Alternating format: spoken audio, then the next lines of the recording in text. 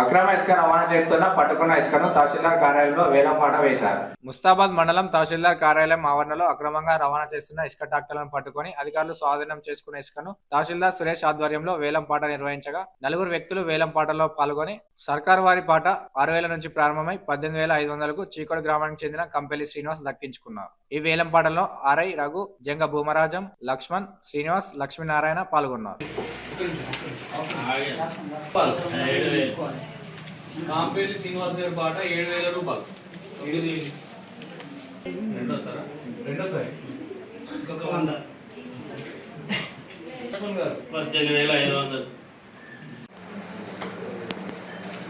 ఈరోజు ముస్తాబాద్ మండలంలో ఇల్లీగల్గా